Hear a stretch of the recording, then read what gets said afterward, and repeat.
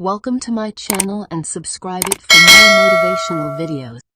सुभाष चंद्र बोस, जिन्हें लोकप्रिय रूप से नेताजी के नाम से जाना जाता है, ब्रिटिश औपनिवेशिक शासन के खिलाफ भारतीय स्वतंत्रता आंदोलन के सबसे प्रमुख नेताओं में से एक थे। उनका जीवन और विरासत रहस्य में डूबी हुई है और भारत के स्वतंत्रता संग्राम में उनके योगदान के बारे में कई अनकही कहानियां हैं। बोस के जीवन के सबसे पेचीदा पहलुओं में से एक द्वितीय विश्व युद्ध के दौरान भारत छोड़ने और अंग्रेजों के खिलाफ लड़ने के लिए जर्मनी और जापान सहित धुरी शक्तियों से मदद लेने का उनका निर्णय था। बोस का मानना था कि उनके दुश्मन का दुश्मन उनका दोस्त था और उम्मीद थी कि धुरी शक्तियां भारत में ब्रिटिश शासन को उखाड़ फेंकने में उनकी मदद करेंगी। इस समय के दौरान यूरोप और एशिया में बोस की यात्रा जासूसी, छल कपट और खतरे से बचने की हिम्मत की कहानियों से भरी हुई है। उन्होंने विभिन्न उपनामों के तहत यात्रा की और ब्रिटिश खुफिया एजेंसियों द्वारा पता लगाने से बचने के लिए भेष भी धारण किया जो उनकी गतिविधियों पर नजर रख रहे थे। धुरी शक्तियों के साथ बोस का सहयोग विवादास्पद था और उनके कई साथी स्वतंत्रता सेनानियों ने उनके उद्देश्यों और तरीकों पर सवाल उठाया।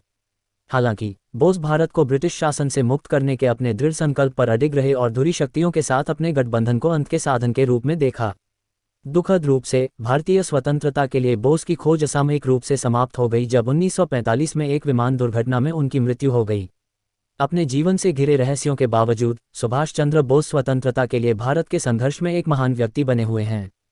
अपने लक्ष्यों को प्राप्त करने के लिए उनका दृढ़ संकल्प, साहस और साहसिक जोखिम उठाने की इच्छा आज भी भारतीयों को प्रेरित करती है। सुभाष चंद्र बोस की मौत दशकों से रहस्य और विवादों के घेरे में है। 18 अगस्त 1945 को ताइवान में एक विमान दुर्घटना में बोस की मृत्यु हो गई जबकि वह टोक्यो के रास्ते में थे।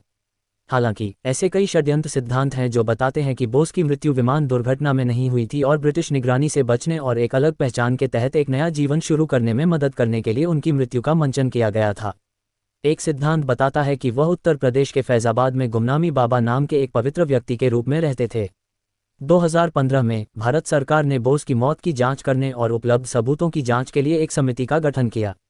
सेवानिवृत्त न्यायाधीश विष्णु सहाय की अध्यक्षता वाली समिति ने निष्कर्ष निकाला कि बोस वास्तव में ताइपे में विमान दुर्घटना में मारे गए थे और उनके गुमनामी बाबा के रूप में रहने के सिद्धांत को किसी भी सबूत द्वारा समर्थित नहीं किया गया था। हालांकि अभी भी बहुत से लोग मानते हैं कि बोस की मृत्यु उतनी सीधी नहीं थी जितनी की प्रतीत होती है और कहानी